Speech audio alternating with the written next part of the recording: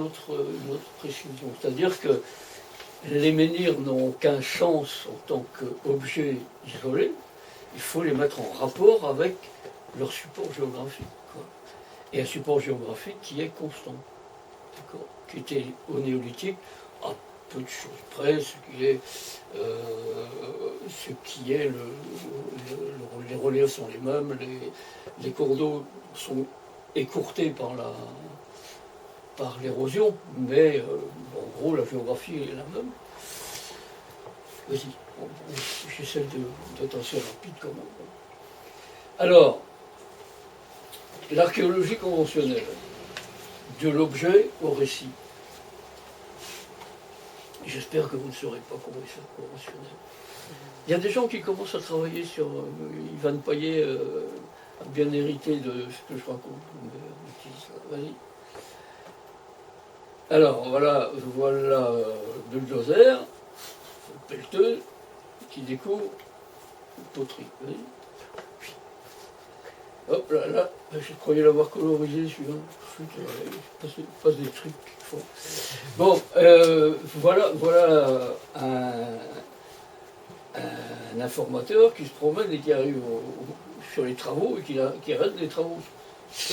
Avec le remembrement des terres agricoles, c'était le scénario, hein, qui arrête la pelleteuse. Vas-y.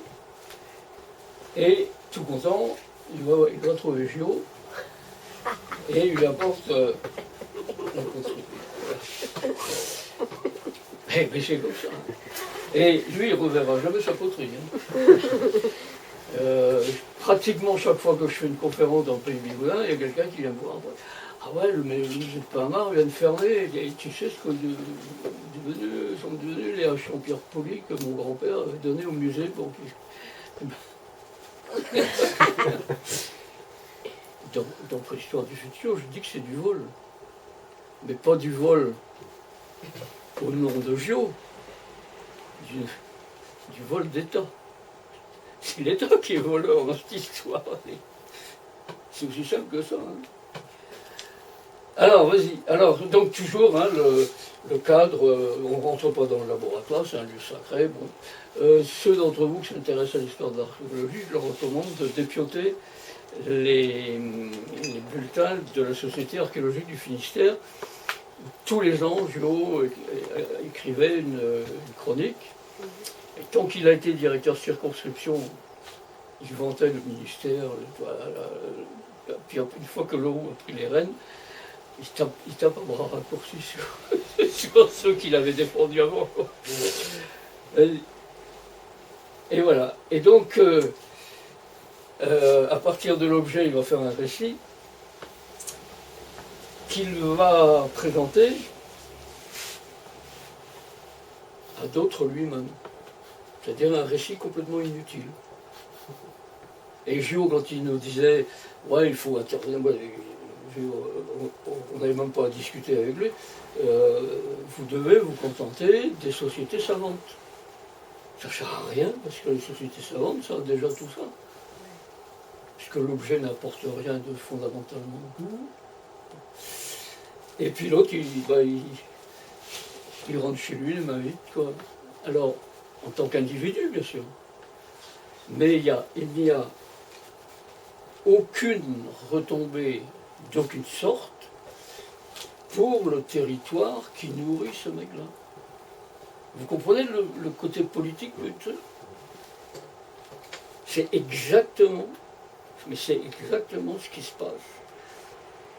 Avec la façon, vous pouvez faire le parallèle avec la façon dont Leclerc a fait fermer toutes les poissonneries du Pays Bigoudin. C'est exactement la même politique. Et c'est là où l'archéologie est politique. C'est-à-dire, si vous voulez aller contre la politique dominante, il faut faire de l'éducation populaire en direction des territoires réels, territoires d'identification.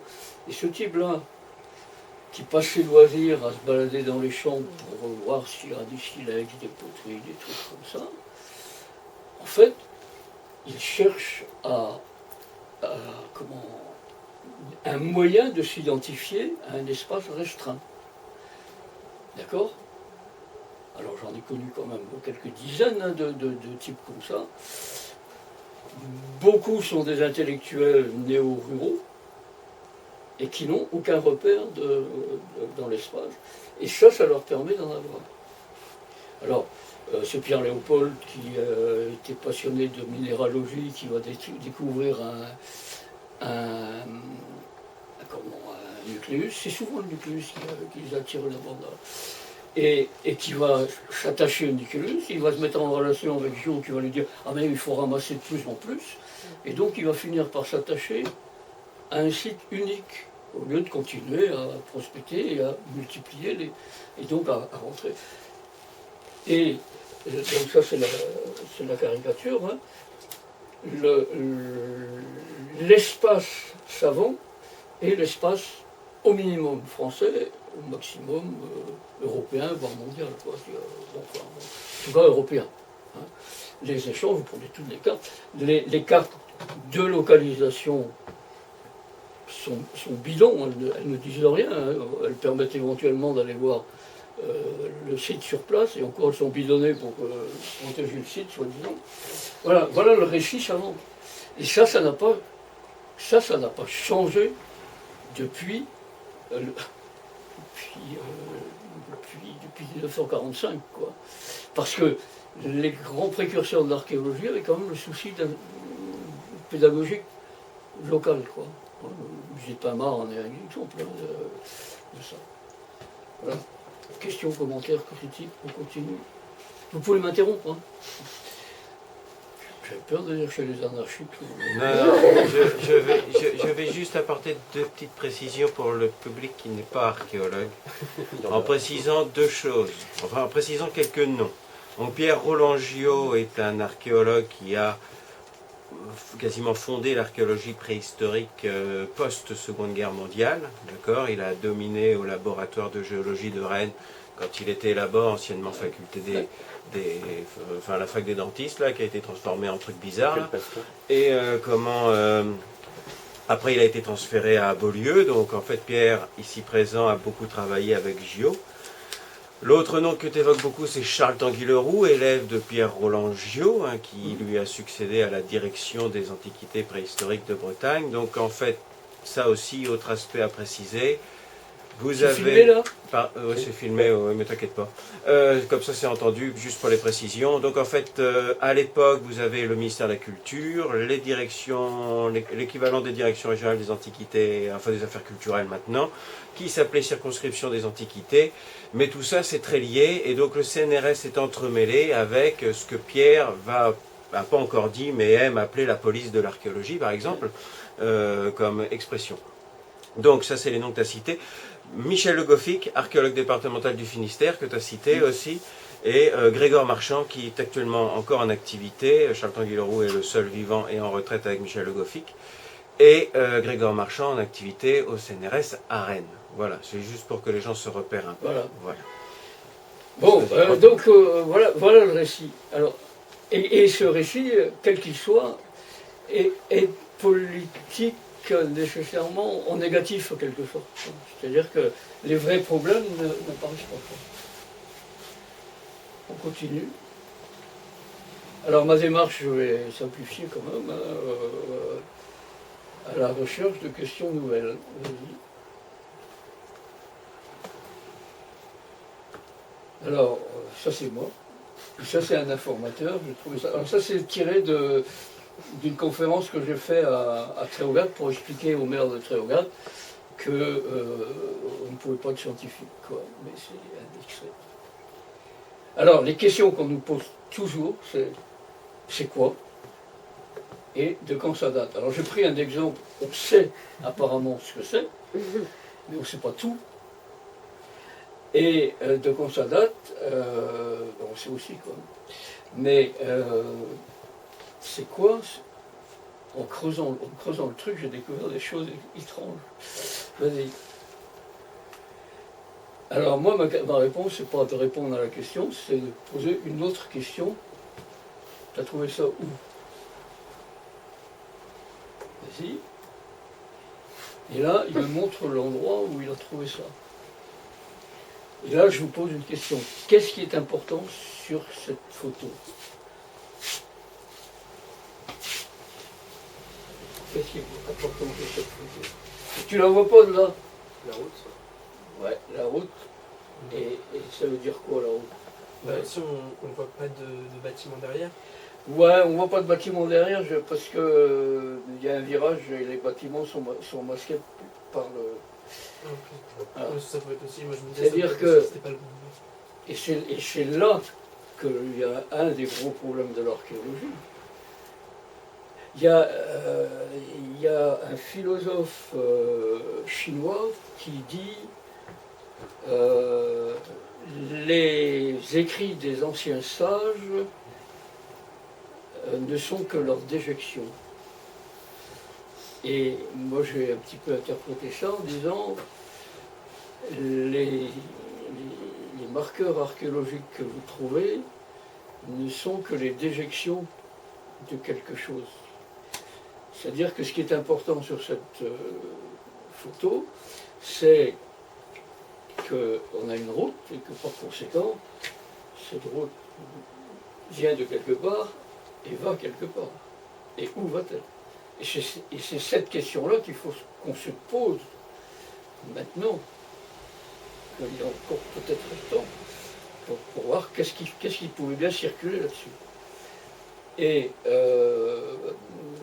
Ivan Payet, qui est archéologue à Brest, a monté une équipe dans laquelle les linguistes ont une grande place, tout simplement parce qu'ils travaillent sur quelque chose de très immatériel. Parce que cette route n'a pas seulement accueilli le déplacement d'individus, de denrées, elle a aussi véhiculé des choses immatérielles, dont la langue, dont les informations sur ce qui se passe ailleurs, etc. Et c'est vachement intéressant comme réflexion, c'est que le panneau Tréogate en lui-même n'a aucun intérêt. N'a aucun intérêt. Maintenant, on continue, parce que moi je vais poser la question, où sont ses plus proches voisins? Ce qui, dans le discours précédent que je tenais, faire de la prospection pour trouver le reste, quoi. Allez. Et donc là, je vais trouver d'autres marqueurs qui entourent le village, il n'y a pas de problème. Hein, Et j'ai pas mis le sixième parce que j'ai pas envie de me faire renverser par une bagnole. Mais ce panneau-là indique une hiérarchie dans les panneaux. Donc une hiérarchie dans la route. Mais pose une autre question, parce que je parlais de linguistique tout à l'heure. Pourquoi? Qui? Comment? On traduit Tréogate par Tréogate. Qui c'est qui décide de ça? J'en sais rien du tout. J'ai posé la question au linguiste avant-hier, donc oui, avant-hier. Ben, ils n'en savent rien. Qui c'est qui décide que c'est cette orthographe-là qu'il faut donner en breton? Parce que ça, c'est la langue française, imposée par l'État, d'accord? Mais qui en Bretagne joue le rôle de l'État? Un vague office de la langue bretonne, je ne sais pas trop, qu'est-ce qu'il y a derrière, qui que quoi? C'est intéressant, non? Donc qui dit hiérarchie, dit hiérarchie de la route aussi, et donc qui mène de la route, et ça c'est... Bon, on tombe sur les problèmes de l'ancienneté des routes, etc. Mais il y a mieux. Ah oui, sinon c'est pas. Alors,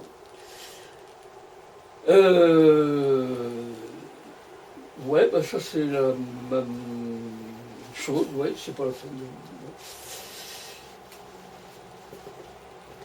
Je vais chercher, non seulement je vais chercher les plus proches voisins, mais je vais chercher aussi les plus proches voisins des ensembles. D'accord? Ça c'est Tréogate. Et là je trouve la répartition des centres paroissiaux, des églises, quoi, en gros. Hein. Et là, sur cette photo, sur cette répartition, avec les histoires de... pour les non-professionnels hein, qui ne connaissent pas ça, les polygones qui sont construits à partir des médiatrices, des segments qui réunissent les points entre eux. Vous connaissez ça, non? Le polygone de Thyssen, et qui donne une idée aussi plus nette de la structure des choses. On s'aperçoit qu'on a ici 6 paroisses régulièrement espacées, c'est entre 5 et 7 km la distance entre chaque... sur 2 cercles concentriques. C'est une structure extraordinaire au point de vue géométrique. Imposée par qui? Imposée par l'Église. D'accord? Pourquoi? Pour que les déplacements des évêques ou des, je sais pas, desquels soient régulièrement répartis. Et Trévogat apparaît comme dissident dans ce système-là. C'est une verrue là-dedans. J'avais remarqué ça, moi, dans les années 70, qu'il y avait une anomalie là. Il a fallu que j'attende l'année dernière pour que l'historien de notre coin fasse une conférence et dise, mais à une certaine époque, Trévogat était rattaché à Plovan. Et les habitants de Trévogat en ont eu marre de payer pour Plovan, et ils ont décidé de devenir paroisse eux-mêmes. Et le noble de Plovan, dont on parlera tout à l'heure, a utilisé la chapelle de son domaine comme église paroissiale. Ça veut dire quoi? Ça veut dire que une population s'identifiant à son propre territoire décide d'avoir sa propre organisation au détriment d'une régularité extérieure. C'est vachement intéressant. C'est-à-dire que quand vous aurez deux dolmens voisins comme ça, qu'est-ce que vous allez leur dire? Suivant. Et alors, oui, ce que je veux mettre en évidence avec ça, c'est qu'il y a au moins 3 dimensions clés de l'espace. 4, même si on compte le bord de route où ça se trouve. Le bord de route où ça se trouve.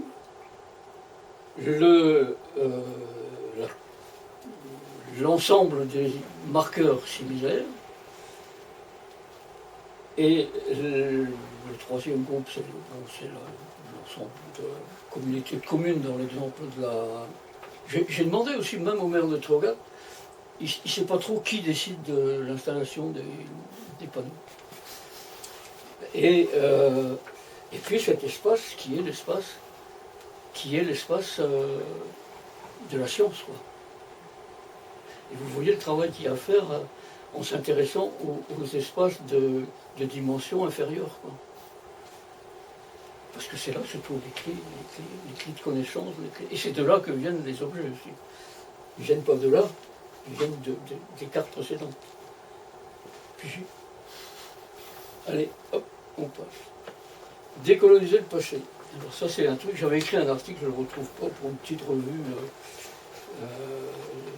d'une association caritative, là je ne le retrouve pas. Ce serait facile à réécrire, hein, mais là c'est une autre illustration. À côté de ces panneaux de cette typologie-là, il y a celle-là. Il y a cette typologie-là. Alors, c'est là qu'il y a un nœud. C'est que, évidemment, ils indiquent des positions différentes sur l'échelle chronologique. Mais, ils sont contemporains. C'est-à-dire que là où, si je date par quelques méthodes que ce soit, je trouverai deux dates différentes, mais ces deux dates différentes sont quand même contemporaines. C'est-à-dire que là où je vais avoir une discontinuité scientifique, j'ai une continuité d'usage. Suivante. À proximité immédiate de ça et de ça, j'ai ça, sur la même route. Et ça tient le même langage que ça. Attention, vous arrivez dans un secteur où les règles ne sont plus les mêmes que là. Pigé. Et ça, c'est considéré encore aujourd'hui comme de la merde, quoi. Alors que c'est un sacré marqueur de territoire. Et c'est pas pour rien non plus que ça il y a énormément d'exemples où ça a pris la place d'un cairn ou d'un tumulus. C'était une bonne message. D'accord? Vas-y, suivant. Et puis ça. Donc tout ça c'est aujourd'hui. Tout ça c'est contemporain. C'est-à-dire que le découpage scientifique vous fait perdre de vue cette continuité-là.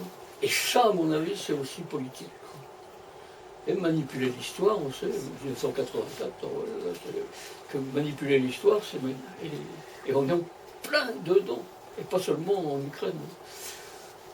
On est en plein dedans. Et puis, bien sûr, il y a longtemps, il y avait une stèle gauloise qui avait aussi les mêmes,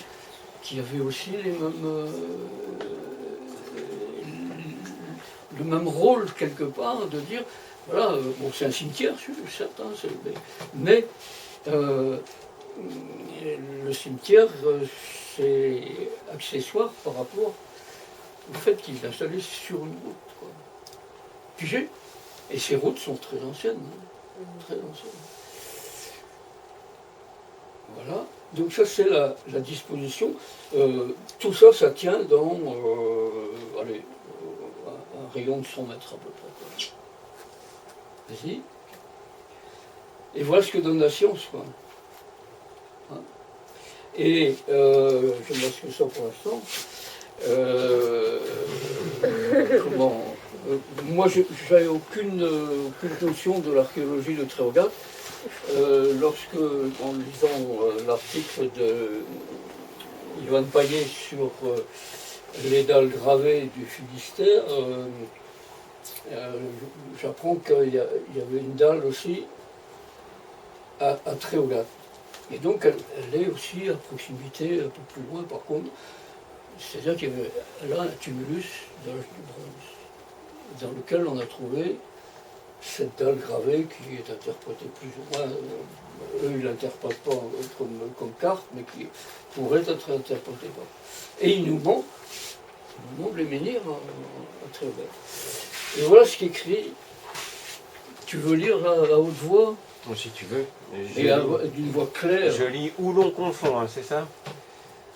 Où l'on confond des outils de rangement chronologique avec des réalités archéologiques, en oubliant le sens de celles-ci dans le temps passé, dans le présent, et dans l'avenir proche, car les panneaux simples préfigurent d'autres marqueurs à venir, chicane, radar pédagogique, puis radar punitif. Aujourd'hui, on taxe les menus excès de vitesse comme naguère on taxait les moindres denrées. Voilà. Bon. Alors, on va passer à la suivante pour lire la dalle de Saint-Bellec parce que c'est croustillant. La dalle de Saint-Bellec et celle de Minven. Tu passes ton... Ah oui. La dalle de Saint-Bellec, numéro 90 960, et celle de Minven se trouvent dans une cave dénommée le Cachot des Nobles, particulièrement sombre et humide et dont l'accès se fait par un étroit couloir. À Saint-Germain-en-Laye. C'est significatif aussi de la façon dont sont traités les objets qui viennent du territoire buissonnier, pour employer le terme. Hein. Voilà, on passe à la suivante. Alors, ben voilà, ça c'est mes remerciements. Merci à tous. à Gwénolé et à Ruth, aux femmes et aux enfants et hommes d'avant, à Daniel Walek, Pierre Roland-Jour. Pierre Roland-Jour, c'est très ambigu comme personnage. Je le remercie essentiellement parce qu'il m'a dicté ce qu'il ne fallait pas faire. Dans tous les domaines. Janie et ses élèves curieux qui m'accompagnent maintenant, et puis à Pierre-Jean Pérou, évidemment, qui est à l'origine de toute mon aventure. Voilà. Et après, on peut parler d'archéologie politique et discuter un petit peu, si vous voulez bien, questions, réponses. Voilà. Je vous remercie de m'avoir écouté.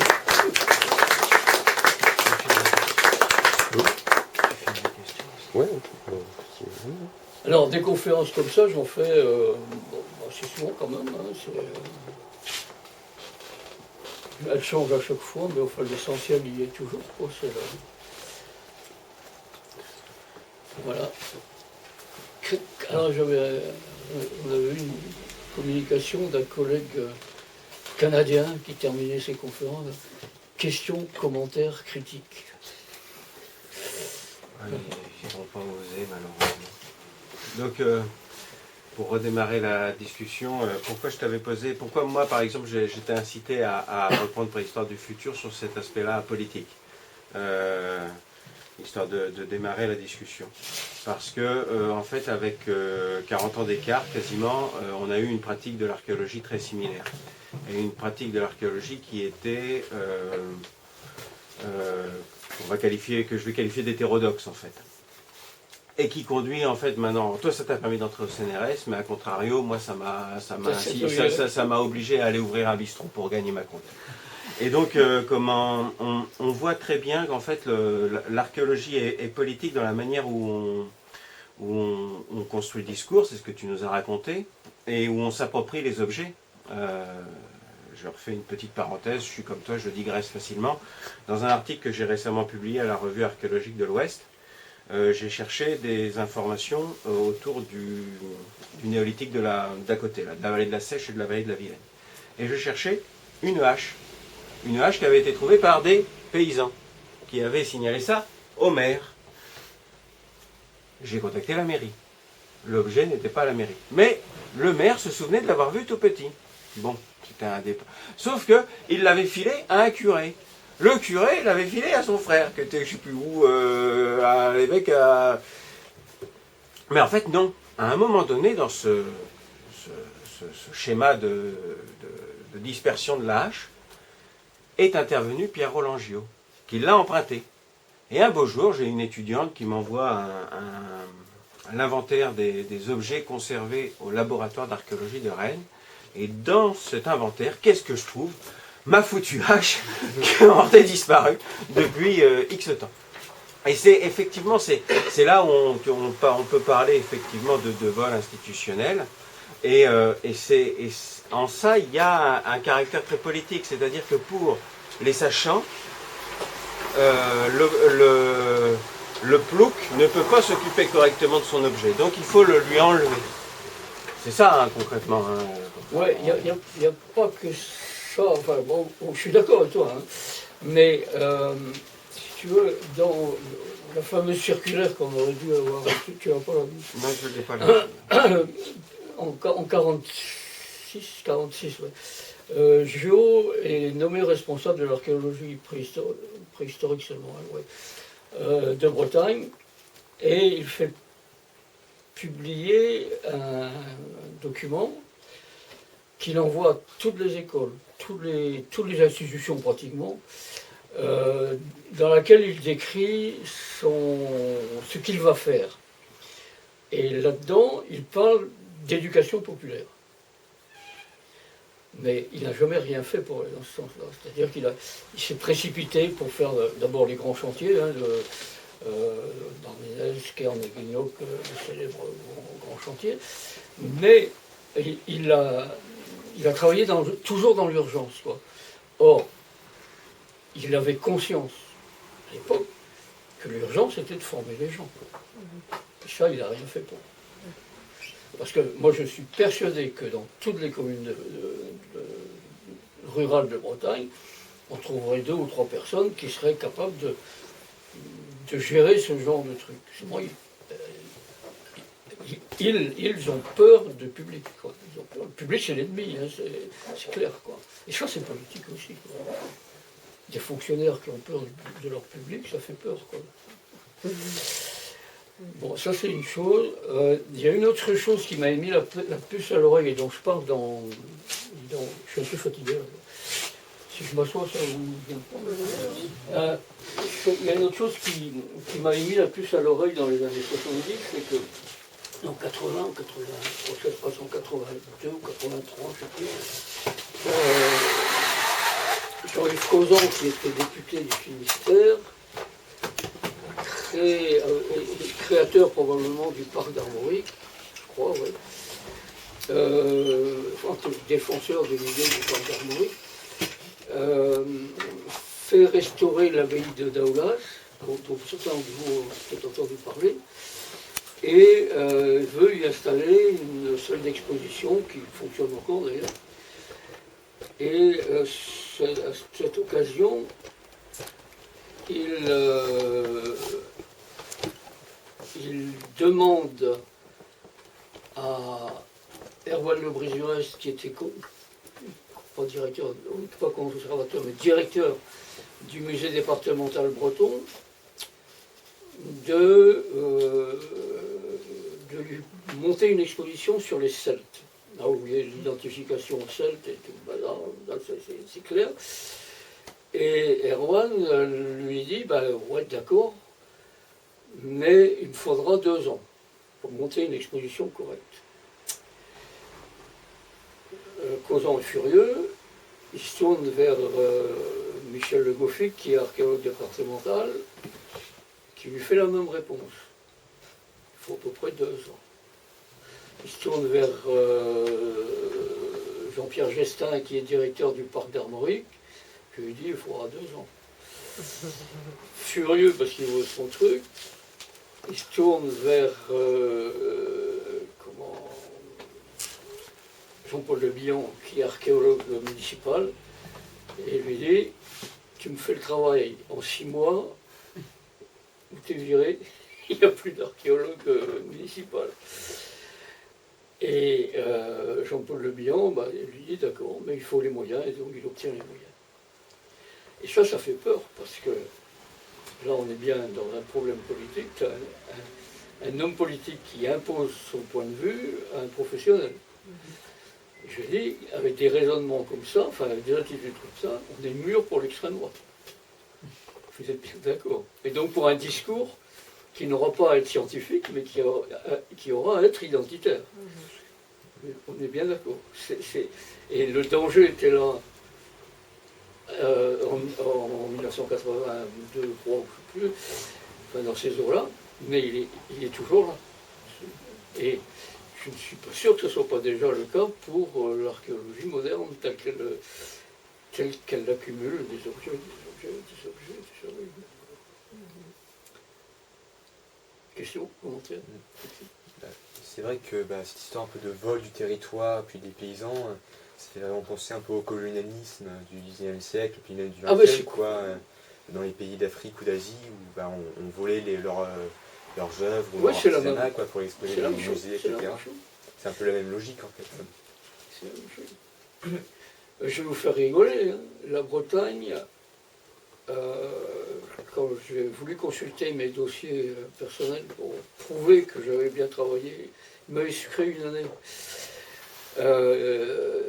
Il a fallu que j'aille à... Non, c'était pas cette occasion. C'était quand j'allais en Afrique et que pour avoir notre ordre de mission, il fallait que j'aille au CNRS. Et au lieu d'être au centre de Paris,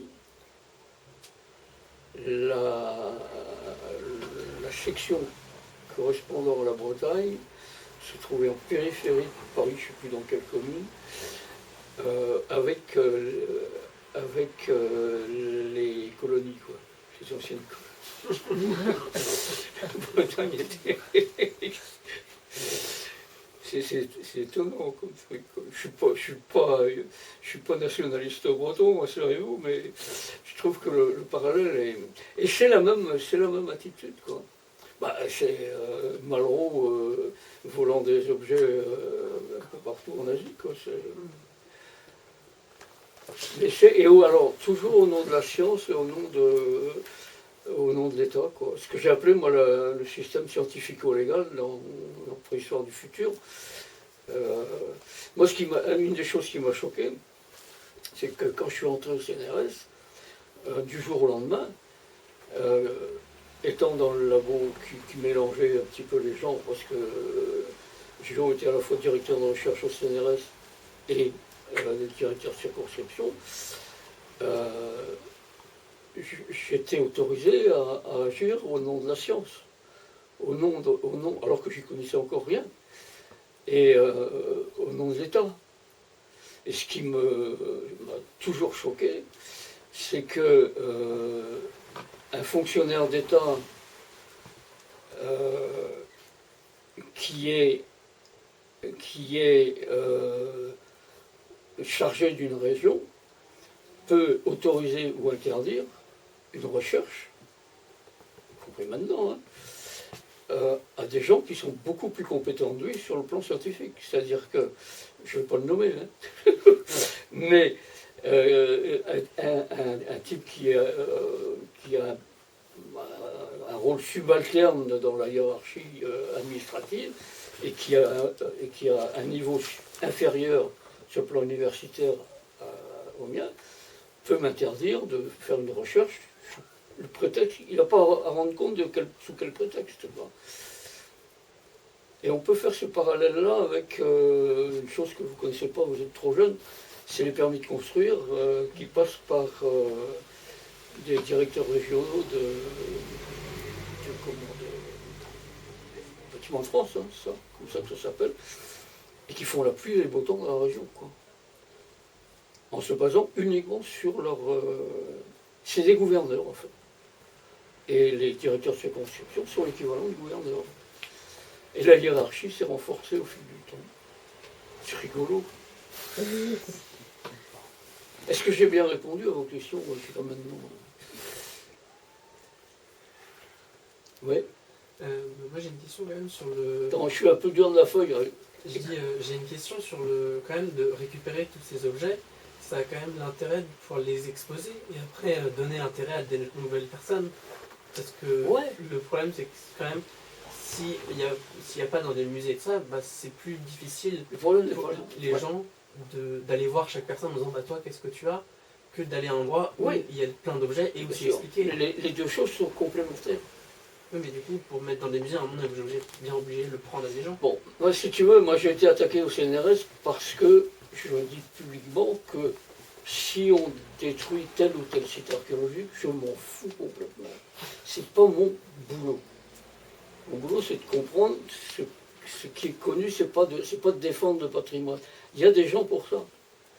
Il y a des gens qui sont payés pour ça, et ils ont de l'autorité pour intervenir. C'est-à-dire que si un site est détruit, c'est parce qu'eux n'ont pas fait leur boulot. Tu vois, bon, maintenant, ces choses-là sont complémentaires. Bien sûr que je vais avoir besoin, et toi, tu as un exemple, c'était un exemple. Bien sûr que je vais avoir besoin, pour étudier ces choses-là, dont j'ai parlé tout à l'heure, cette continuité dans le temps entre les choses. C'est là que j'aurais voulu avoir un paperboard. Mais bien sûr que je vais avoir besoin de ce qui est déjà connu. Bien sûr que je vais avoir à faire de la prospection et à repérer. Moi, je pratique une archéologie no-kill, comme le pêcheur. Et tu comprends la différence. Mais il y a des gens qui sont là pour ça. J'ai pas bien compris. T'as pas compris? Non, il y a combien d'archéologues de l'INRAP actuellement en Bretagne? J'en sais rien, il y en a au moins 200. Ouais, au moins, oui. 200. Moi, quand j'ai commencé, on était 8. Donc, cette armée-là, ils ramènent les collections du musée de Pamar, par exemple, qui était un outil pédagogique extraordinaire, sont dérisoires. Les collections étaient dérisoires par rapport à ce qui se se collectent maintenant. Ça, c'est pas le problème. Le problème. Mais les deux choses sont complémentaires. Le problème, c'est que quand je vais avoir besoin, c'est pour ça que j'ai présenté le texte d'Yvan Poirier et Clément Nicolas sur les conditions de conservation de la dalle de Nivelles, ils ne font pas leur boulot non plus. Tu vois, on se croirait au château d'If avec le comte de Monte Cristo, là. C'est ça. Tu comprends? C'est-à-dire que moi, je vais avoir, enfin moi ou mes héritiers, puisqu'il y en a maintenant, vont avoir besoin d'avoir un accès normal aux documents. Et on va te balader comme on t'a baladé, toi, pour avoir accès vous m'emmerdez à me réclamer plusieurs fois les trucs. Je ne suis pas à votre service. Ben si, ils devraient être ils sont à notre service, d'ailleurs. La loi, là, ils sont à notre service, mais... Alors, l'un des problèmes aussi, c'est que les gens de la police de l'archéologie, qui sont des archéologues, qui ont leur spécialité, qui ont leur